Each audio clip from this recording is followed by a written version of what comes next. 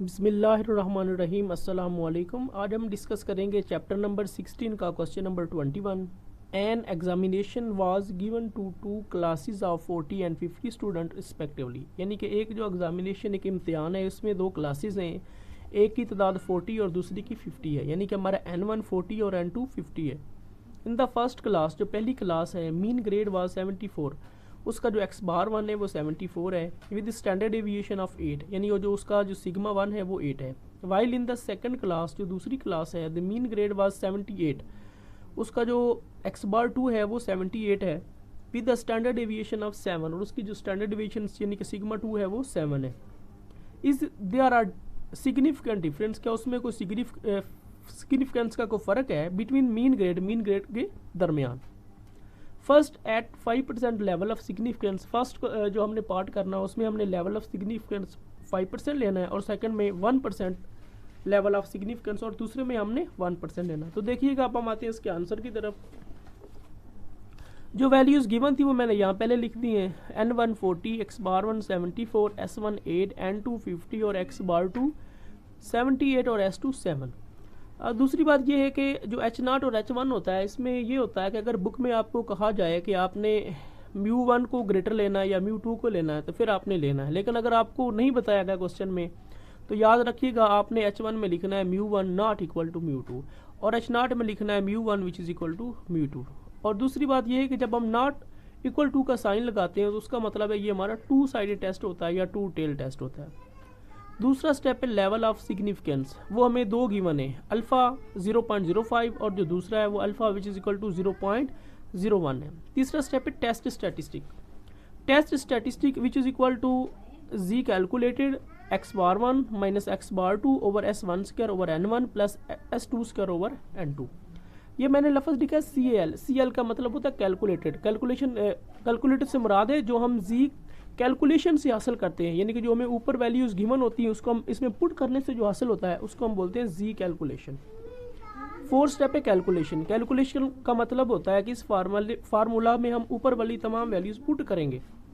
X bar 1 minus X bar 2 over S1 square plus N1 plus S2 square over N2। अब x bar 1 की मेरे पास value 74 है, फिर minus फार्मूले का, और एक्स बार 2 की मेरे पास value 78 over S1 square, S1 की मेरे पास वैल्यू 8 है, अगर उसका मैं स्क्वायर लूँ तो वो 64 बन जाएगा, ओवर N1 वो है मेरे पास 40 प्लस फार्मूले का S2 स्क्वायर, S2 की मेरे पास वैल्यू 7 है, अगर मैं उसका स्क्वायर लूँ तो वो 49 बन जाता है। N2 की मेरे पास जो वैल्यू है वो है 50। अब 74 में से मैंने 78 सब्ट्रैक्ट कर दिया तो आंसर -4 आ गया, ओवर 64 को मैंने 40 के ऊपर डिवाइड किया तो आंसर बना 1.60, प्लस 49 को मैंने 50 के ऊपर डिवाइड किया तो आंसर है 0.98। -4 सेम, 1.60 मैंने 0.98 को ऐड किया तो आंसर बन गया 2.58। -4 सेम, 2.58 की मैंने स्क्वायर रूट ली तो आंसर बन गया 1.61। अब -4 को मैंने 1.61 के ऊपर डिवाइड किया तो आंसर बन गया -2.48। नेक्स्ट स्टेप पे 5 क्रिटिकल रीजन। तो क्रिटिकल रीजन क्योंकि हमारे पास लेवल ऑफ सिग्निफिकेंस 2 है तो क्रिटिकल रीजन भी 2 ही होगी। तो ये मैंने एक लाइन इसी वजह से लगाई है कि इधर मैं एक लेवल ऑफ सिग्निफिकेंस के हिसाब से क्रिटिकल रीजन और कंक्लूजन लिख लूँगा, और यहाँ पे मैं दूसरी के अकॉर्डिंग लिख लूँगा। अब फर्स्ट है 0.05 के लिए। अब क्रिटिकल रीजन में डायरेक्ट नहीं लिखता, इसके लिए एक मेथड बताया गया है, आपने उस मेथड के तहत इस क्रिटिकल रीजन को लिखना है। अब आइएगा उस मेथड की तरफ, ये देखिएगा हमारा μ1 नॉट इक्वल टू μ2 है।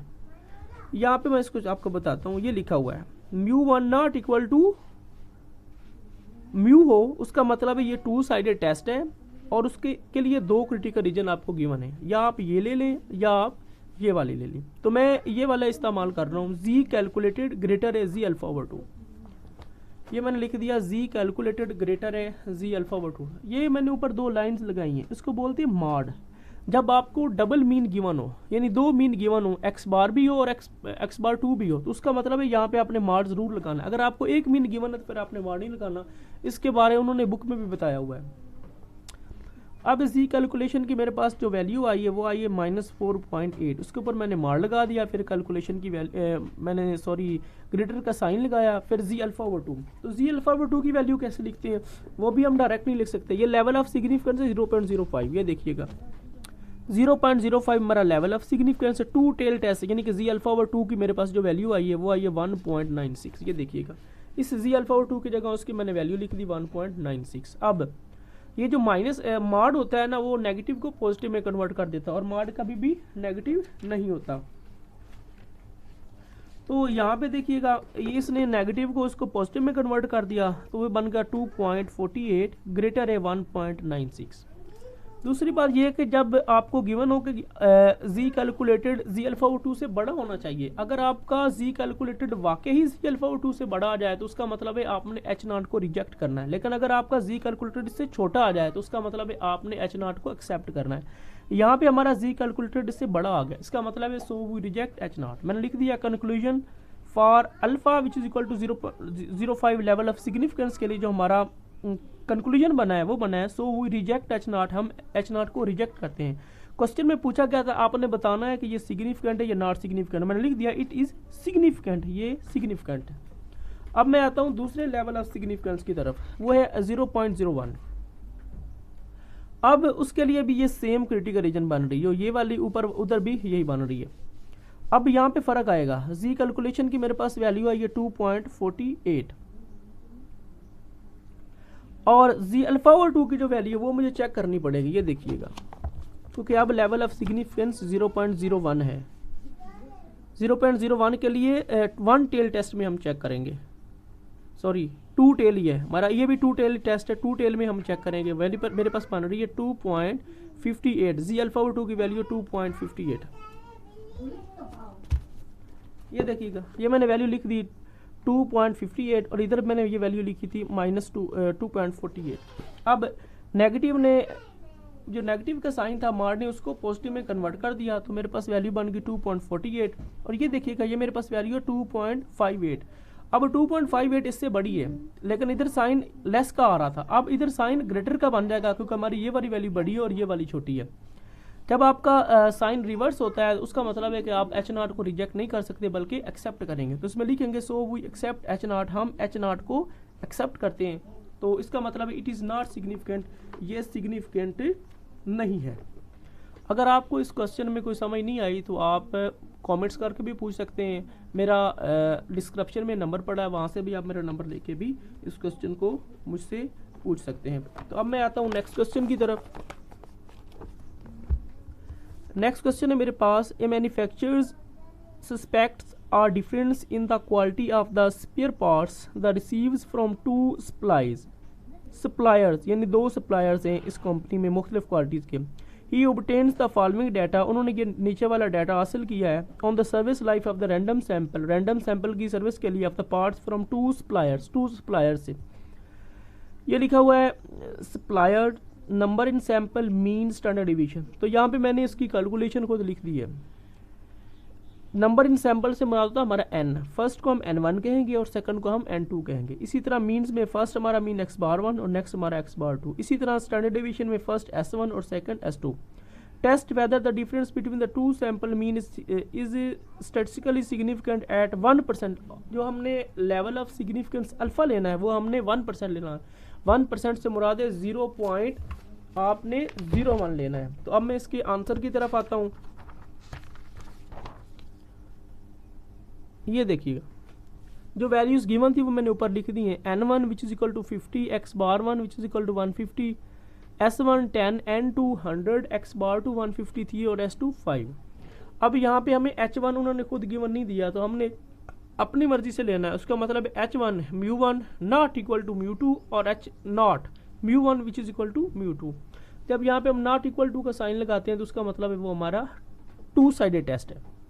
दूसरा स्टेप लेवल ऑफ सिग्निफिकेंस हमें गिवन था 0.01, वो हमने लिख दिया। तीसरा स्टेप है test statistics Z calculated, CL से मतलब calculated which is equal to x⁻1 minus x⁻2 over s1 square over n1 plus s2 square over n2। Z calculated से मुराद है जो हम जी कैलकुलेशन से हासिल करते हैं, क्योंकि हम जी यहाँ पे दो इस्तेमाल करते हैं। जो हम कैलकुलेशन से हासिल करते हैं उसका हमने नाम रखा हुआ है Z calculated. Fourth step calculation से मुराद है हमने इस फार्मूले में वैल्यूज पुट करनी है। Z calculated which is equal to x⁻1 minus x⁻2 over s1 square over n1 plus s2 square over n2। x⁻1 की मेरे पास वैल्यू 150 है माइनस एक्स बार 2 की value 153 over S1 square, S1 की मेरे पास value 10 है, उसके ऊपर मैंने स्क्वायर ले लिया, N1 50 plus S2 square, S2 की मेरे पास वैल्यू 5 है, ऊपर स्क्वायर होती है इधर भी स्क्वायर, ओवर N2 की मेरे पास वैल्यू 100।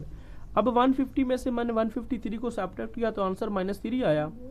10 की मैंने स्क्वायर लिया तो 100 और 50 का 50 प्लस 5 की जो स्क्वायर है वो 25 ओवर 100 सेम, -3 सेम। 100 को मैंने 50 के ऊपर डिवाइड किया तो आंसर 2 आया, प्लस मैंने 25 को 100 के ऊपर डिवाइड किया तो आंसर आया 0.25। -3 सेम, 2 में मैंने 0.25 को ऐड किया तो आंसर बन गया 2.25। अब -3 सेम, 2.25 का मैंने स्क्वायर रूट लिया तो आंसर आ गया 1.5। अब -3 को मैंने डिवाइड किया 1.5 के ऊपर तो मेरे पास आंसर आया -2। अब नेक्स्ट स्टेप है क्रिटिकल रीजन। तो क्रिटिकल रीजन के लिए मैं आपको टेबल की तरफ लेके आता हूँ। ये देखिएगा, ये उन्होंने कहा है μ1 नॉट इक्वल टू μ2 के हिसाब से। तो यहाँ पे देखिएगा μ1 नॉट इक्वल टू μ2, इसके लिए हमने ये वाली क्रिटिकल रीजन इस्तेमाल करनी। जी कैलकुलेटेड बड़ा होना चाहिए जी अल्फा ओवर 2 से। जी कैलकुलेटेड ग्रेटर है जी अल्फा ओवर 2। इधर मैंने 2 लाइंस लगाई हैं, तो याद रखिएगा ये लाइंस आपने तब लगानी जब आपके पास डबल मीन गिवन हो और डबल स्टैंडर्ड डिवीजन गिवन हो, तो इसलिए मैंने इसके ऊपर मॉड लगा दिया। अब जी कैलकुलेटेड की मेरे पास वैल्यू -2 आई है, उसके ऊपर मॉड, फिर उसके बाद नेक्स्ट जो मेरे पास वैल्यू बन रही थी वो थी जी अल्फा ओवर 2 की, क्योंकि जी अल्फा ओवर 2 की जो मेरे पास वैल्यू आई है वो डायरेक्ट नहीं है, उसके लिए भी वो बुक के ऊपर टेबल बना हुआ है, मैं आपको उसकी तरफ लेके आता हूँ। ये देखिएगा लेवल ऑफ सिग्निफिकेंस 0.01 है, उसके लिए टेस्ट हमारे पास टोटल टेस्ट है। जी अल्फा ओवर 2 की वैल्यू मेरे पास बन रही है 2.58, तो यह मैंने लिख दिया 2.58। अब 2.58 -2 से बड़ा आ रहा है, इस वजह से मैंने जो साइन था वो रिवर्स कर दिया, क्योंकि 2 छोटा है। अब माइनस मॉड से ख़त्म हो जाएगी, को मॉड माइनस को ख़त्म कर देता है, फिर उसके बाद वो साइन, फिर 2.58। ये लिखा हुआ है जी कैलकुलेटेड ग्रेटर हो जी अल्फा ओवर 2। अगर हमारा जी कैलकुलेटेड जी अल्फा ओवर 2 से बड़ा आ जाए तो उसका मतलब होता है हम H0 को रिजेक्ट करते हैं। अब हमारा जी कैलकुलेटेड छोटा आ गया जी अल्फा ओवर 2 से, इसका मतलब है कि हम H0 को एक्सेप्ट करते हैं। 6 स्टेप है conclusion, so we accept H0, हम H0 को एक्सेप्ट करते हैं। उसकी वजह क्या है? Because the value of Z calculated, जो मेरे पास जी कैलकुलेटेड की वैल्यू आई है is less than Z alpha over 2, वो जी अल्फा ओवर 2 से छोटी आई है। शुक्रिया।